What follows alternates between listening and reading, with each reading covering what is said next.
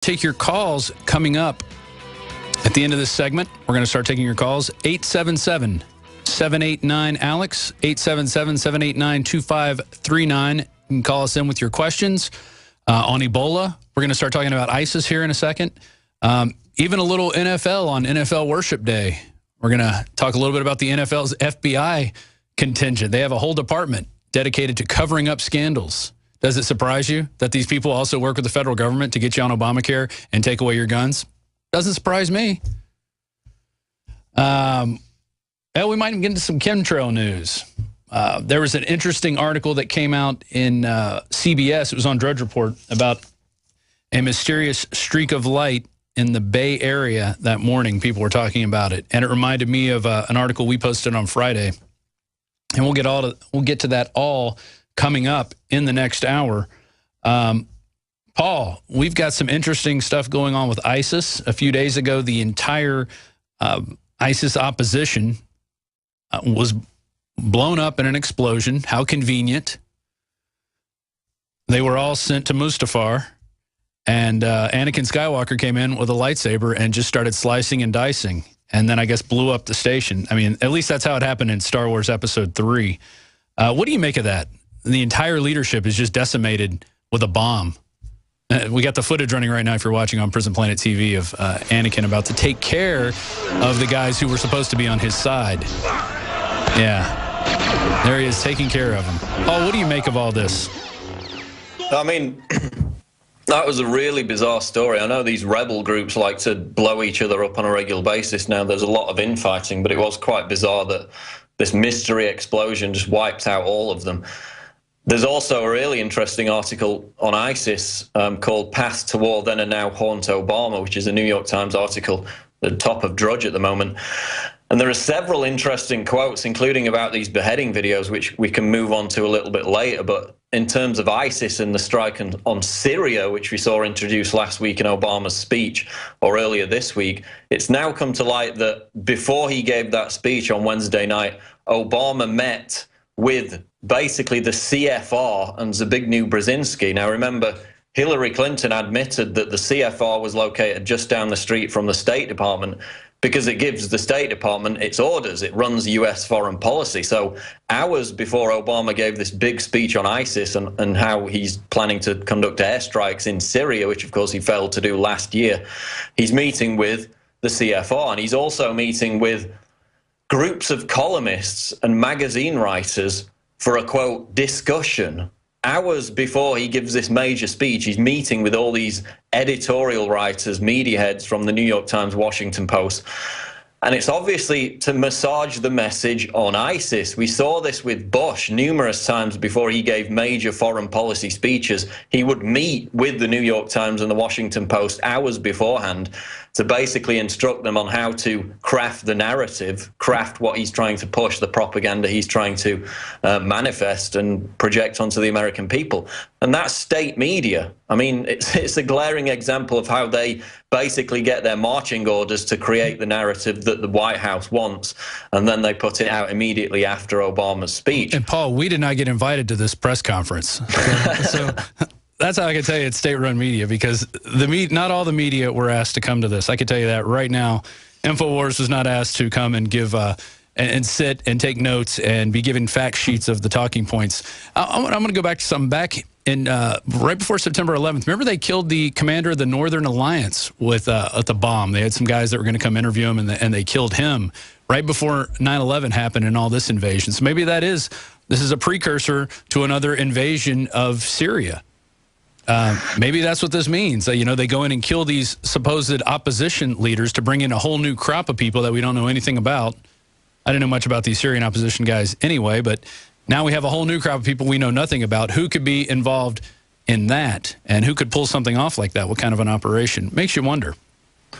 Well, I mean, they're arming the Syrian opposition who are openly defecting and giving weapons to ISIS. I mean, I documented that last week in an article. So the announcement for Obama to send all this aid and weapons to these Syrian rebels was basically fighting ISIS by arming ISIS, because now, as I documented in that article, they're defecting to ISIS, giving them weapons. In fact, beheaded journalist Stephen Sotloff was sold to ISIS by the so-called moderate rebels. So now we're backing the allies of ISIS as the US's allies in the region, Saudi Arabia, Qatar, Turkey, and Jordan, funded, bankrolled, trained ISIS militants in the first place. But going back to this New York Times article, a quote, Obama contemplated the possibility that Mr. Assad might order his forces to fire at American planes entering Syrian airspace. If he dared to do that, you know, if he dared to defend his own country, quote, Mr. Obama said he would order American forces to wipe out Syria's air defense system, which he noted would be easier than striking ISIS because its locations are better known. He went on to say that such an action by Mr. Assad would lead to his overthrow. So Obama is now saying in private, and this has been leaked since, that if Syria dares to defend its own sovereign airspace against American bombardment, under the justification of targeting ISIS, that basically Obama will launch a full-scale war on Syria. So it reminds us of the plot back just before the Iraq invasion, where they planned to fly a U-2 spy plane over Iraq painted in UN colors and try to provoke Saddam Hussein into ordering it being shot down to create the pretext for a justified attack. So now we're seeing exactly the same script being repeated in Syria. Yeah, I think Dick Cheney came up with that plan.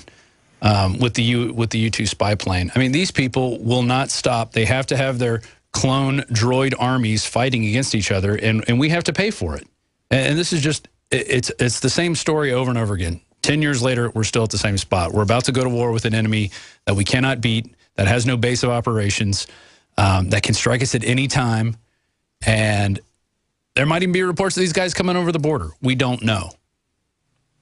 We just don't know what is going to happen. And they've got it. They're arming these guys. They've got it so well orchestrated. And now we have senators like Patrick Leahy coming out and saying, if we go against NSA, well, if we curb the NSA, it could help ISIS. That's from The Hill that just came out. I mean, they won't stop. We have to just keep ramping up and taking away your rights, which last week, a guy we've had on this show, and I agree with a lot of what he says, Nigel Farage, one of your fellow countrymen, came out and said we have to give up liberty for security. And we have that video clip, and you guys roll that. Or if you don't have it, we'll go. I genuinely believe that if citizens of our countries have been to Syria or Iraq to fight for ISIS or any similar organization, we would be mad, literally mad, to allow them back into our countries. I agree with that. I can't turn the clock back. You know, I tried 10 years ago to stop this from happening, and I was shouted down. But what we can do is to make sure that it doesn't get worse. And I'm afraid within our own states, we're going to have to be very, very vigilant indeed. And that probably means, and I'm sad to say this, but it probably means giving up some of the liberties that previously we've enjoyed. Well, my previous comment to you, Neil, was that I thought we would have to surrender some of the previous liberties and freedoms that we enjoyed in order to deal with something that is a crisis that does actually, and let's be serious, this faces the very existence of our civilization. You know, there are people out there, no, sorry, there are people within here that want to destroy us. And their main means of communication is social media. And I'm afraid that the state and the services and the authorities that are paid and empowered to protect us are going to have more powers to deal with these people, and they will do it via social media. And I hate to say this because it seems to me that you know, if I ring you on a Sunday night to talk about the football game or whatever it may be, or we email each other to talk about mutual friends, I would rather live in a world where that was free and private and we had our liberty. But I'm afraid, but I'm afraid that we're now in territory that is so serious. And I say this, not willing for this to happen, but let's just remember that ISIS have said they will launch terrorist attacks.